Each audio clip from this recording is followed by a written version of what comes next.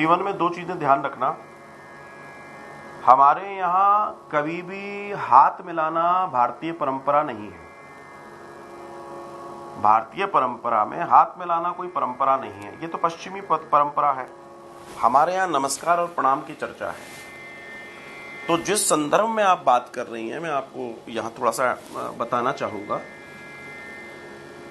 स्त्री का हाथ किसी पुरुष के हाथ में दिया जाने का मतलब हमारे यहाँ पाणी ग्रहण हो जाता था, या अब ये उनकी हो गई ऐसे करके। तो ऐसी स्थिति में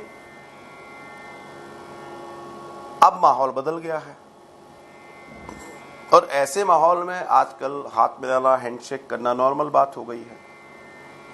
लेकिन दूसरी दृष्टि में किसी भी कन्या का हाथ किसी पुरुष के हाथ में जाता था पहले, तो फिर परमानेंट जाता था, उसके पहले वो किसी का स्पर्श नहीं करती थी। तो ये हमारे यहाँ विधान है, क्योंकि स्त्री बहुत कीमती है, बहुत कीमती है। स्त्री की अपनी मर्यादा बहुत ज्यादा है।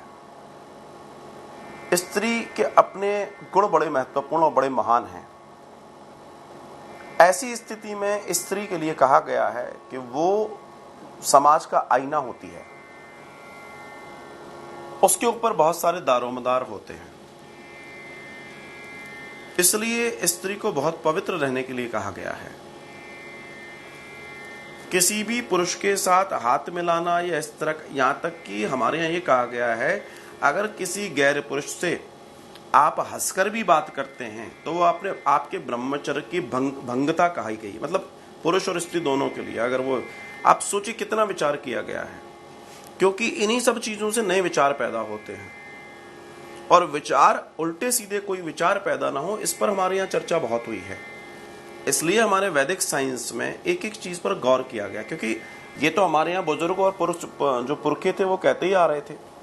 हमारे यहाँ कहा जाता था घर में प्रवेश करो तो हाथ पैर धो के प्रवेश करो, कोई चीज हाथ लगाओ तो हाथ पैर धो के लगाओ, किचन में प्रवेश करो तो नहाकर प्रवेश करो, पूरा प्यूरिफिकेशन सैनिटाइज होके करो। आपकी भाषा में, आज की भाषा में हम बेवकूफ समझते थे, ये फालतू की बातें कर रहे हैं, कोई सेंस नहीं है, सेंसलेस बातें हैं, क्या होता है क्या नहीं होता अब समझ में आ रहा है। हालांकि लोगों को अभी तब तक आएगा जब तक ये चल रहा है वंडर, उसके बाद सब नॉर्मल हो जाएंगे, सब अपनी अपनी जिंदगी में वापस लौट जाएंगे, कोई नियम नहीं, कोई कुछ नहीं, होता ही है।